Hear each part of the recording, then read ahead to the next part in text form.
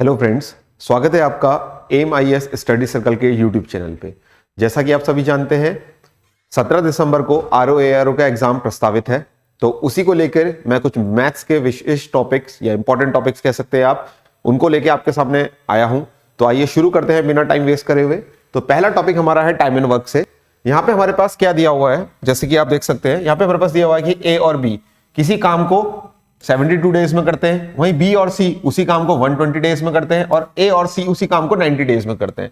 तो हमको ये बताना है कि तीनों मिलकर उस काम को कितने दिन में करेंगे। इंग्लिश में क्वेश्चन आपके सामने लिखा हुआ है, हिंदी में मैंने आपके लिए क्वेश्चन पढ़ दिया। अब इसको करने का सिंपल सा तरीका है, ए और बी किसी काम को कर रहे हैं आपका 72 डेज में, वहीं बी और सी उसी काम को कर रहे हैं आपका 120 डेज में, वहीं सी और ए उसी काम को कर रहे हैं आपका 90 डेज में।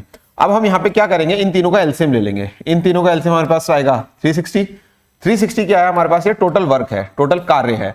अब यहां पे हम लोग इसकी एफिशिएंसी निकालेंगे, यानी इसकी क्षमता निकालेंगे। तो इसकी क्षमता आएगी 5, इसकी क्षमता आएगी यहां से 3 और इसकी क्षमता आएगी यहां से 4। इन सबको हम जोड़ लेंगे तो टोटल क्षमता यहां पे आ गई 12। ये जो 12 है ये टोटल क्षमता ए और बी और सी तीनों की नहीं है, ये इसकी आधी होगी। तो इसको हम 2 से डिवाइड करेंगे तो हमारे पास आ गया 6।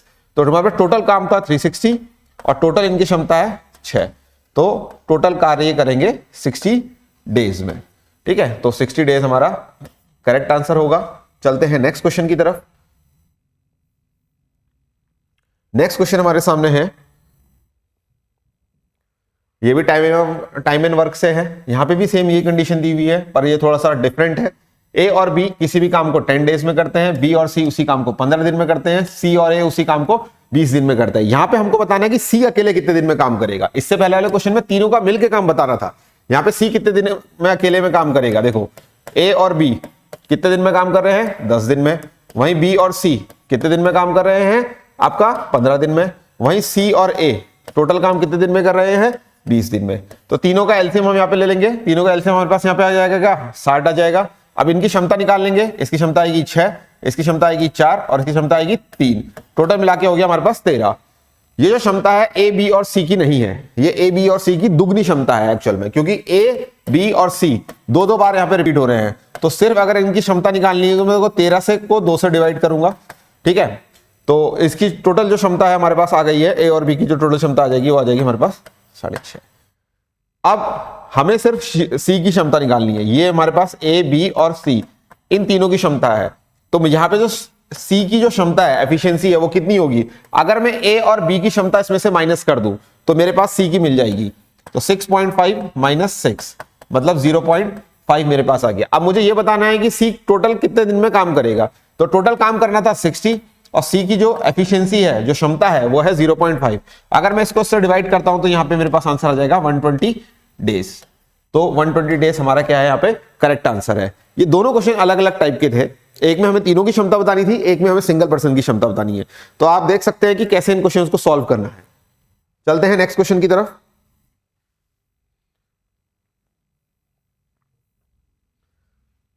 ये हमारा पाइप एंड सिस्टम से रिलेटेड है क्वेश्चन।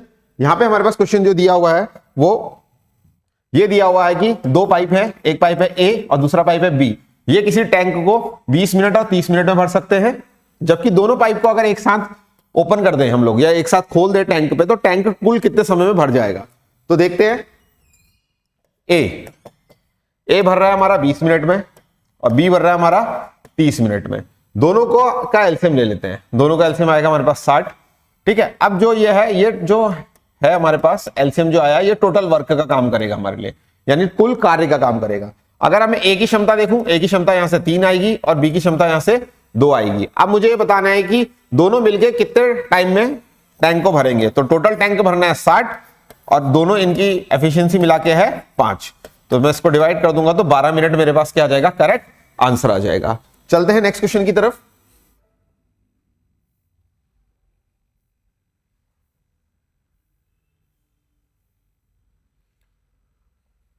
ये भी हमारा पाइप एंड सिस्टम से रिलेटेड क्वेश्चन है। इसमें क्या दिया हुआ है, देखिए हमारे पास इसमें दिया हुआ है एक टैंक 1 घंटे में किसी टैंकी को क्या कर रहा है, टैंक को क्या कर रहा है, खाली कर रहा है। एक पाइप जो है और दूसरा पाइप जो है वो किसी को उसी सेम टैंक को 30 मिनट्स में खाली कर रहा है। अगर दोनों को साथ खोल दिया जाए तो क्या है कि हमें टोटल टाइम कितना लगेगा, ये हमें बताना है। तो देखते हैं, आइए। तो जो मान लेते हैं जो पहला पाइप है वो कर रहा है 1 घंटे में खाली, यानी 60 मिनट में खाली कर रहा है, और वहीं जो दूसरा पाइप है वो 30 मिनट में खाली कर रहा है। तो यहाँ पे दोनों का एलसीएम हम लोग ले लेंगे, दोनों का एलसीएम हमारे पास आएगा 60, इसकी जो एफिशिएंसी आएगी 1 और इसकी एफिशिएंसी आएगी 2। अगर दोनों साथ मिलके खुल जाएंगे, दोनों पाइप अगर साथ खुल जाएंगे तो कितने समय में खाली करेंगे? तो दोनों पाइप अगर साथ खुल जाएंगे तो टोटल इसकी जो क्षमता है वो 30 हो गई। तो कितने मिनट में? 20 मिनट में क्या करेंगे? टैंक को खाली कर देंगे। तो ये हमारा क्या होगा? 20 मिनट क्या होगा? हमारा करेक्ट आंसर होगा। चलते हैं नेक्स्ट क्वेश्चन की तरफ। यहां पे जो अगला क्वेश्चन है हमारे पास, अगला क्वेश्चन रिलेटेड है एचसीएफ एलसीएम से। यहां पे 2 नंबरों का एलसीएम दिया हुआ है जो 1820 है, और उनका एचसीएफ दिया हुआ है 26। अगर एक नंबर 130 है तो हमें दूसरा नंबर बताना है। तो यहां पे एक सूत्र यूज होता है, प्रोडक्ट ऑफ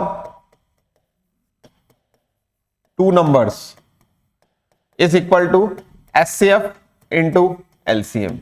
ये हमारे पास जो एक सूत्र है ये यूज होता है, एचसीएफ इंटू एलसीएम। तो इस सूत्र के बेस पे हम लोग क्या करेंगे? इस प्रश्न को क्या करेंगे? हल करेंगे, या इस क्वेश्चन को क्या करेंगे? हम लोग सॉल्व करेंगे। तो आइए देखते हैं, हमारे पास एलसीएम जो है वो कितना है? 1820, और एचसीएफ कितना है हमारे पास? 26, और एक नंबर मेरे पास कितना है? 130। तो मैं इसको डिवाइड करके हमारा क्या निकल जाएगा? दूसरा नंबर निकल जाएगा। ठीक है, तो इसको हम लोग मल्टीप्लाई कर लेते हैं। दूसरा नंबर आ गया मेरे पास 364। तो 364 हमारा क्या है? यहाँ पे करेक्ट आंसर है। चलते हैं नेक्स्ट क्वेश्चन की तरफ।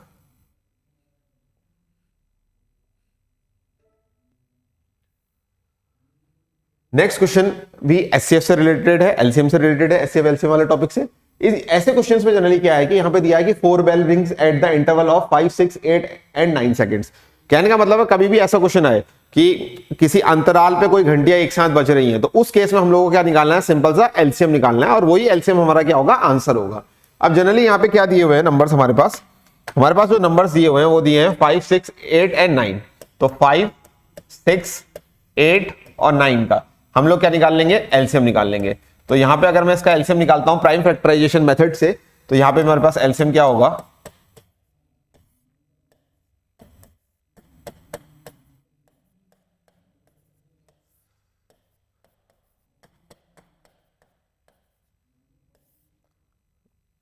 तो हमारे पास यहां पे एलसीएम देखने को मिल रहा है आपको 2, 3, 6, 2 into 3 into 2 into 5 into 2 into 3। ये हमारे पास एलसीएम हमें देखने को मिल रहा है। तो इसको हम लोग मल्टीप्लाई कर लेते हैं। 5 2 जा 10, 2 3 जा 6 एंड 2 3 जा 6। तो 360 सेकंड्स हमारा यहाँ पे आंसर आ रहा है। तो 360 सेकंड्स को हम लोग क्या करेंगे? मिनट में कन्वर्ट कर लेंगे। इसको मल्टीप्लाई करके हमारे पास आ रहा है 360, और ये 360 क्या में आया? सेकंड्स में आंसर है, जबकि ऑप्शन हमारे पास मिनट्स में दिए हुए हैं। तो जब हम इसको 360 सेकंड्स को क्या करेंगे? मिनट में चेंज करने के लिए 60 से क्या करेंगे? डिवाइड करेंगे। तो यहाँ पे हमारा क्या आ गया? 6 मिनट हमारा क्या आ गया? करेक्ट आंसर आ गया। तो जो करेक्ट आंसर है वो है क्या? 6 मिनट्स। तो ऐसे क्वेश्चंस में हम लोग जनरली इस तरीके से मेथड्स लगाते हैं। अगला क्वेश्चन हमारे पास एवरेज का है। क्या दिया हुआ है हमारे पास? Average marks obtained in an examination by 8 students was 51। अब हमारे पास एवरेज मार्क्स दिए हुए हैं, यानी औसत। औसत कितने हैं मार्क्स? देखिए, एवरेज मार्क्स हैं जो एक एग्जाम में 8 बच्चे लेके आए वो है 51, और वहीं 9 जो दूसरे बच्चे लेके आए वो है 68। तो ऐसे केस में हम लोग क्या करेंगे? सिंपल हमको क्या करना है, देखिए एवरेज का जनरली जो एक फॉर्मूला होता है, ठीक है, एवरेज का जो एक फॉर्मूला होता है वो होता है sum of all observations upon total number of observations. ठीक है, जितनी भी हमें संख्याएं दी हैं सबका योग और टोटल जितनी संख्याएं दी हैं वो। अब यहां पे क्या है, देखिए 8 बच्चे कितने मार्क्स लेके आए? 51। तो टोटल इनका योग है 8 इंटू 51 प्लस 9 बच्चे जो लेके आए वो लेके आए 68 मार्क्स, यानी 68 नंबर, और टोटल बच्चे हैं जो है वो 17। तो ऐसे करके हमारे क्या निकल जाएगा? यहाँ पे एवरेज हम लोग क्या कर सकते हैं? कैलकुलेट कर सकते हैं। तो यहाँ पे आप देखेंगे हमारे पास 408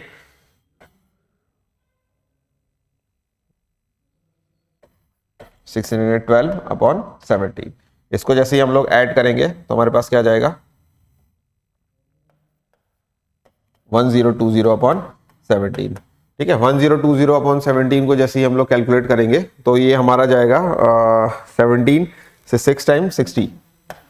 ठीक है, इसको इससे जैसे हम लोग कैंसिल आउट करेंगे तो 60, तो हमारा जो करेक्ट आंसर है यहाँ पे क्या आएगा 60। वहीं जो दूसरा क्वेश्चन है इसको आप खुद से ट्राई कीजिएगा और हमको आंसर कमेंट सेक्शन में बताइएगा जरूर।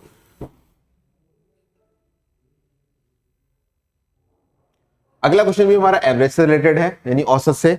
जो एवरेज वेट है 5 पर्सन्स का sitting in a boat is 38 kg। यहाँ पे थोड़ा क्वेश्चन हटके है तो इसमें कंफ्यूज होने की ज्यादा जरूरत नहीं होती है। इसमें जनरली जो वेट है, एवरेज वेट है 5 पर्सन्स का, वो दिया हुआ है 38 kg दिया हुआ है। और अगला जो है एवरेज वेट बोट का दिया हुआ है और पर्सन्स का मिला के दिया हुआ है 52 kg। तो यहाँ पे 5 पर्सन्स का जो टोटल वेट है वो आ जाएगा 5 × 38, that is equals to, and जो उसके बाद जो नेक्स्ट वो दिया हुआ है वो हमारे पास दिया हुआ है 52 kg, यानी 52 इंटू, अगर मैं बोट को ऐड कर लूं तो यहाँ पे 6 पर्सन हो गए टोटल। इन दोनों के डिफरेंस को ही हमारा क्या आएगा, आंसर आएगा। इसको हम लोग कैलकुलेट कर लेते हैं। 5 8 जा हम लोग 5 × 38 अब आपका आ गया 190, और यहां कैलकुलेट कर लेते हैं 312। तो इसको कैलकुलेट करने के बाद अगर हम इन दोनों को माइनस कर लें, 312 में से हम लोग 190 माइनस कर लें, तो मेरे पास क्या आ जाएगा, बोट का क्या आ जाएगा, वेट आ जाएगा। तो इसको जैसे हम लोग माइनस करेंगे तो 122 मेरे पास आ रहा है, तो बोट का वेट क्या आएगा, 122 kg आएगा। सिंपल सा प्रोसेस था कि 5 पर्सन्स का वेट है तो टोटल वेट 5 पर्सन्स का इतना हो गया। अगर बोट का मिला के देखा जाए तो एवरेज वेट 52 दिया हुआ था, तो 52 को हमने 6 से मल्टीप्लाई कर लिया, बोट को हमने 6th पर्सन मान लिया यहाँ पे। तो इन दोनों का जो डिफरेंस है वही क्या होगा, हमारा आंसर होगा। चलते हैं नेक्स्ट क्वेश्चन की तरफ। यहाँ पे ये क्वेश्चन जनरली जो है ये परसेंटेज से रिलेटेड है, बट इसको हम लोग सॉल्व करते हैं और वेन डायग्राम मेथड से सॉल्व करते हैं। देखते हैं इसको हम लोग कैसे सॉल्व कर सकते हैं। तो इसके लिए जो सिंपल सा एक प्रोसेस है, देखिए हम लोग क्या करेंगे, सबसे पहले एक बॉक्स बनाएंगे। ये बॉक्स है, ये बॉक्स 100% आपका शो कर रहा होगा, ठीक है। उसके बाद ये बोल रहा है कि कुछ पर्सन्स क्या है, कुछ बच्चे क्या है, फुटबॉल खेलते हैं, कुछ क्रिकेट खेलते हैं। ये फुटबॉल खेलने वाले बच्चे हैं, ये क्रिकेट खेलने वाले बच्चे हैं। वहीं जो फुटबॉल खेलने वाले बच्चे हैं वो हैं हमारे पास 40%, और जो क्रिकेट खेलने वाले बच्चे हैं वो हमारे पास 50%। उसने ये बोला है कि 18% स्टूडेंट्स कुछ नहीं खेलते हैं, 18% कोई गेम नहीं खेलते। तो 18% ये है, इस वेन डायग्राम में ये जो पोर्शन है ये 18% शो कर रहा है। अब देखिए टोटल पोर्शन 100 का है, तो अगर ये 18% शो कर रहा है तो जो सिर्फ सर्कल वाले पोर्शन है वो कितने होंगे, जो सर्कल वाले पोर्शन है वो होंगे मेरे पास 100 माइनस 18, दैट इज वो 82% होगा। वो कितना होगा, 82%। अब अगर ये सर्कल वाला पोर्शन 82% है, अब ये फुटबॉल खेलने वाले, हमें बताना है कि जनरली फुटबॉल और क्रिकेट दोनों मिला के बच्चे, दोनों जो गेम खेलते हैं, दोनों बच्चे जो गेम खेल रहे हैं, मतलब हमें ये पोर्शन कैलकुलेट करके बताना है। ये जिसको मैंने डबल क्रॉस करा हुआ है या जिसको मैंने शेड कर दिया है, ये पोर्शन हमें कैलकुलेट करके बताना है। तो इस पोर्शन को कैलकुलेट करने का सिंपल सा एक तरीका है। यहां पे देखिए फुटबॉल कितने बच्चे खेल रहे हैं, 40, और क्रिकेट कितने बच्चे खेल रहे हैं, 50। तो ये जो 50 प्लस 40 है परसेंट है, ये जनरली किसके बराबर होगा, अगर इसमें से मैं ये कॉमन वाले बच्चे माइनस कर दूं, ये कॉमन वाले बच्चे अगर मैं जनरली क्या करूं, माइनस कर दूं, तो इस कॉमन पोर्शन को मैं x मान लेता हूं। अगर मैं इस x को माइनस कर दूं तो ये किसके बराबर आएगा, मेरे पास 82 के बराबर आएगा। इसको हम लोग कैलकुलेट कर लेते हैं।